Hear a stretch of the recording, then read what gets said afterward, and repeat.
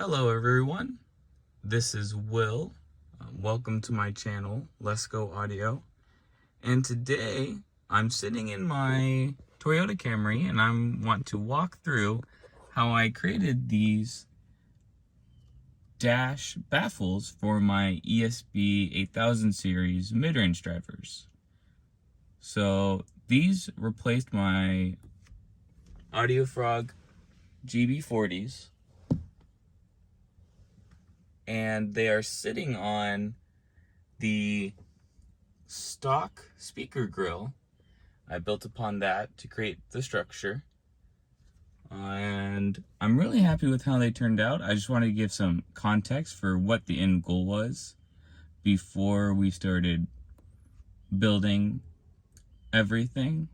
But I think the biggest challenge of this installation was the unique speaker shape was interesting to work with, though I do like it because it's not a complete circle, the mounting, and so I can actually push it a lot closer to the windscreen than I would have another speaker configuration. So it's an interesting shape to fabricate rather than a circle, but it worked out well in terms of positioning. So I'm actually sort of glad I got that because of got these speakers because of that, and for other reasons. They're really nice speakers. I'm very impressed with them so far. But yeah, so I hope you enjoy the process of how I built these, and I hope you learned something along the way. Cool. Thank you.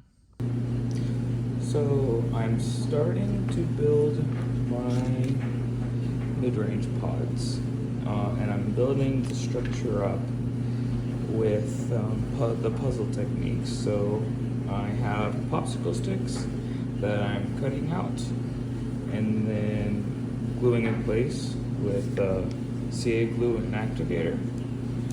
So I hold the popsicle stick with a pair of pliers with one hand in the right place I want and glue with the other hand,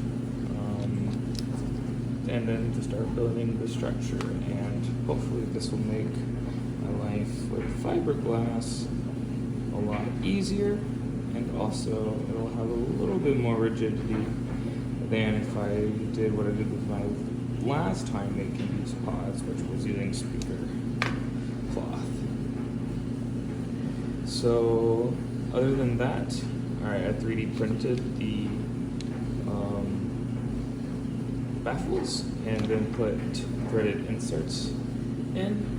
I would definitely recommend you doing some practice if you haven't done it before on a spare print, because my first go around I completely messed up the positioning, and I would also recommend getting a actual tip for the soldering iron to push in the heat inserts rather than using just any old tip, because a bunch of the plastic would get on the end of my tip and then mess up the inserts.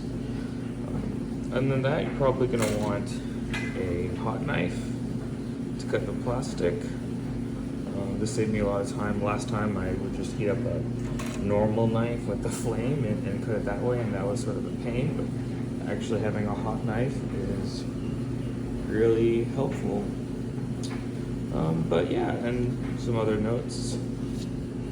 I had them at an angle upwards, so my last go around it was completely parallel to the dash, and now I have a slight incline. I'm hoping that will help my high frequency response, because right now I have a pretty big cancellation around 4K with flat with the dash, so that's the goal. We'll see how that turns out later on when these get done. And other than that, I'm going to finish the puzzle technique on both of them, set them in to make sure I'm happy with how they look in the car. And then from there I can move on to actually doing the fiberglass work. So that's my progress so far. So this is the final result of my positioning phase to figure out the location for my mid-range drivers. So a few things I want to point out and rationalize my decisions on what's going on here. So one, I wanted to push the driver as close to the windshield as possible, both backwards and height-wise. And then I also wanted to push it into this corner as much as possible. So for the two main reasons are to, one, corner load that driver to help with my low frequency response between like 150 to, I don't know, 200 plus hertz, specifically because I need to cross them to my underseat mid-bass drivers, and those really don't play above 200. And they weren't really a problem with my 4-inch mid-ranges because they could play low, but with these I'm a little worried about them playing, because they're just 3-inch mid-ranges. I'm a little worried about them playing as low as I need them to. So by maximizing corner loading, that should take a lot of stress off the drivers for playing those lower frequencies. I also pushed it to the outside as much as possible to widen the stage, and then also decrease the distance between where the tweeter's going to go, so there won't be as much separation. Like right here, or a little higher, a little lower. I haven't really decided yet, but I want them to be as close together as possible. And also, I shoved it up to the windscreen as close as I could to decrease that distance, and then push up the frequency for which comb filtering is going to start at, right? Because you have a direct wave coming from the speaker, and then you have the reflection around where the reflection of light is coming at you, and those will cancel. So if we decrease that distance, we'll increase the frequency at which they're going to cancel out, and that will be good for our top end response. I mean, before my 4-inch mid-ranges, in very similar location, I had a cancellation around 4,000 hertz, if I remember right, and I'm hoping to play these a little higher. The last thing I want to point out is I tried to make the angle of 45 as much as I can. So I wanted the reflection of the mid-range drivers to be completely vertical, so that the angle is at 45 between the windscreen of the driver. And that is, again, to try to help with my high frequency components for these mid-ranges. So yeah, so this is where it is at this point in time. I kind of angled them a bit to follow this contour of my dash. I'm going to try to hopefully make it blend in as much as I can to the natural curves of the car. Before my fiberglassing with these guys felt really out of place, and so I want these to blend in a little better, and so that's why I angled them like I did. That does look a little weird on this side though, but we'll see. Hopefully I'll make it work. But yeah, so that's the state of it right now, and sort of a rationale for why these are where they are, and why the angles I chose are what they are. Puzzle technique is done for both. Please excuse the mess, but pretty happy with how they turned out. It's not perfect, but I think I'll be able to make most of the magic with fiber filler from this point on. So yeah, and then from the back I'll fill in all the holes with milkshake. I probably will drill some holes in this as well, so it has a chance to bond with the structure. So this is my first round of fiber filler. And I'm honestly pretty happy with how it's turning out so far. I'm trying to make this as flat as possible on the back, that line right there, and then similarly along this side. So just for any taper from the top to the bottom, I'm trying to make a flat line, at least for the back, and it's turning out pretty well. The fiber filler did leak through the popsicle sticks at the back, which, you know, that's fine, but I wish I could have masked it off from the back. That probably would have been wise to cut this plastic out a bit, but I just don't want to cut too much of the plastic and then lose the original shape. So, but you know, we learn. But yeah, so this is the progress so far. You know, it'll be at this angle, so you really won't even see the back or that much of the side, but cool, that's how it's coming along so far. So this is the result of most of the fiber filling. So I haven't really done the front because I haven't decided if I want to do a curve or a straight edge yet, and the side also has some more filling to work, but the back and the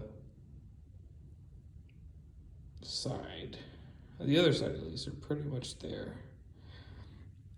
So this, I'm probably gonna add some more fiber filler as well as here, and then after that the rest of the gaps will fill up with a mix of fiber filler and body filler for that next layer, and then after that I'll probably go to just body filler for the fine details. But I'm opting more on the side of fiber filler with this one because my last one I used more body filler, and it had cracks, and I just wasn't really happy with the result after I had it in my car for some time. So relying on more fiber filler will be more reliable. And then I'm also going to drill some holes in the back and then fill it up with milkshake. So that's what I'm gonna do right now.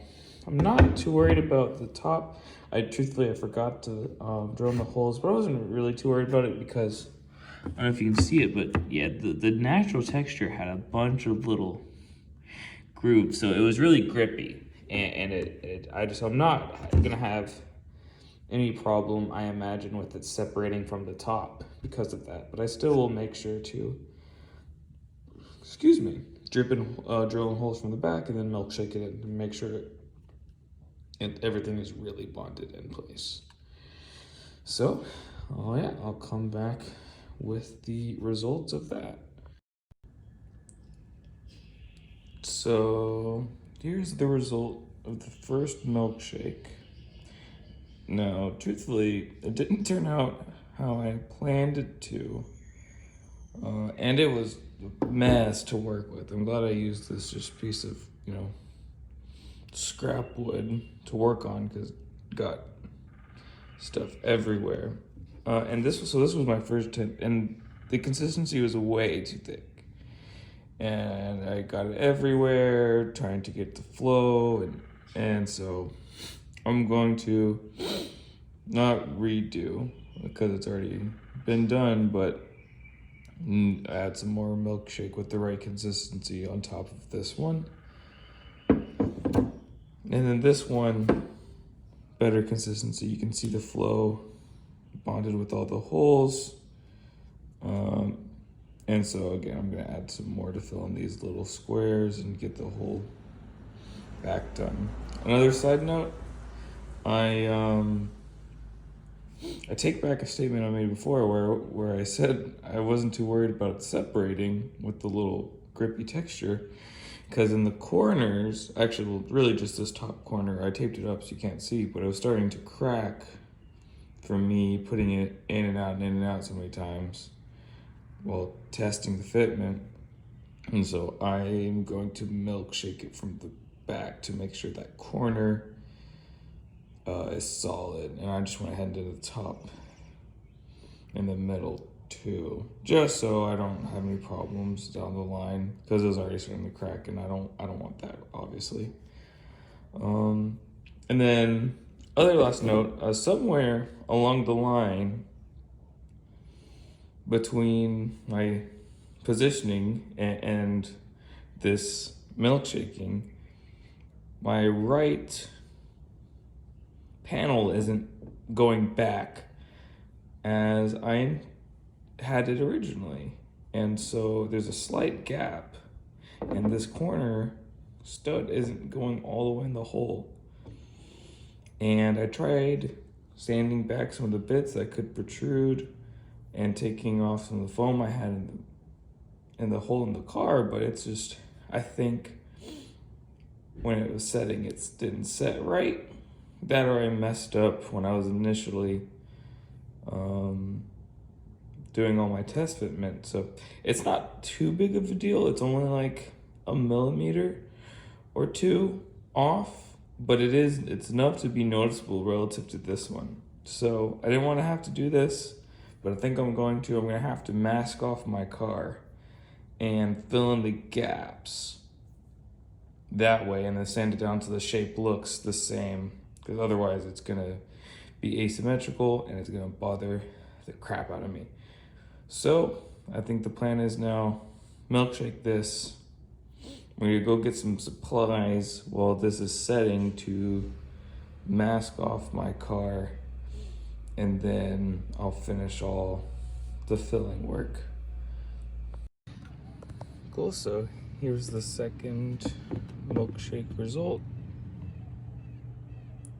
I'm pretty happy with how it turned out. Hopefully, it fits back on with me having to sand down some of it. And then you can see on the top where I had it flow through to the top. So hopefully that is enough to make sure it doesn't separate, but we'll find out. And if it's not, I just drill some more holes and fill it in some more. So yep, it's got some good weight to it now too. Yeah.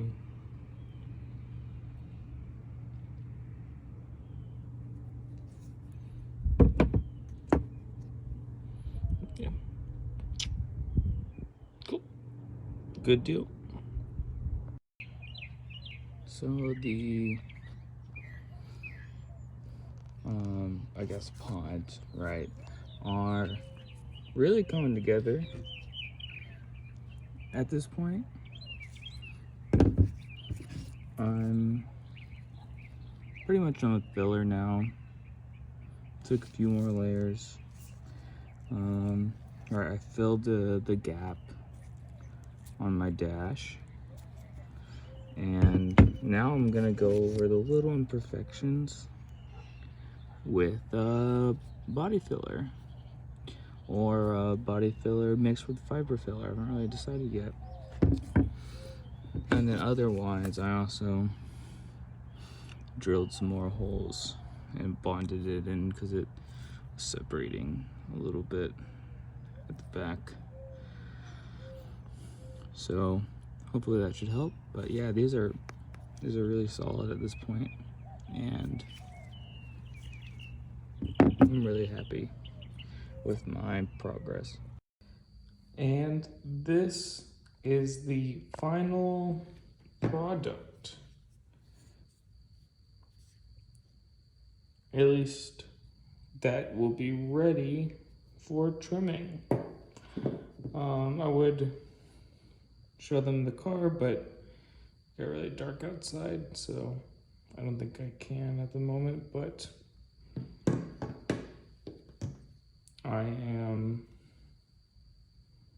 very happy. how it turned out. And I'm excited to see it trimmed because that'll really show the shape. And if it turns out I don't like the shape after it's trimmed, because it's kind of hard to see, then I'll take it off and restart. But yeah, I think I already showed the back. Nothing's changed. I'm gonna clean off some of the bits, but I mean these things are not solid, especially with the milkshake. I added in a bunch of steel powder, and they've got a good amount of weight to them. So yeah, and they're very smooth to the touch. So I'm very happy. Now on to trim them with some vegan Alcantara. I don't know if I'm saying that right, truthfully, but it'll be my first time trimming, so hopefully it's not as bad as it could be, but these feel pretty straightforward, so I'm not too worried. So let's go ahead and find out. And now we jump to the final product after trimming. And I'm happy with how they turned out. So trimming was a lot more difficult than I expected to. Just not getting glue everywhere, and some of the not having material build up in some spots and having it stretch in others. I mean, it wasn't bad. These were good first, like, I guess, mold to work trimming on. But yeah, no, it was not as straightforward as I thought it'd be. But they are snug in there. It's gonna be kind of a little pain to get them out, which probably don't need to often, right? But we'll need to do at least once to run the new wiring. But yeah, I'm really happy with the result. Filling it into the curve of the car was a good idea. I could have probably done some more sanding on this right one, but I'm not too concerned about it, truthfully. And I also didn't really account for the trimming thickness whenever I was there. The trim was a lot thicker than I expected it to. I measured it, but yeah, I was not. It was a lot less of tolerances, especially with the speakers. A lot less tolerances than I anticipated. I did have to even reposition some of the threaded inserts because with the trimming, the holes just weren't lining up. And so yeah, so this is let's zoom out a bit so you can get the whole image. But this is the final result. They'll get covers because the reflection in the windshield is annoying and distracting. And also, I don't want to advertise that. I feel like having these nice gold speakers on my dash is just advertising. I have expensive things in my car. So those, yeah, that will change. That will change. But for now, this is the final result. So the next project is getting these tweeters in. And these tweeters are a lot bigger than I was expecting them to be. That or I have a tiny pillar, but I don't want to do this off-axis crap. I'm going to have them probably pointing towards the C pillars, maybe the B pillars if I can't get away with it being too intrusive. But that's the next goal. So, cool. Thanks for watching my progress throughout this.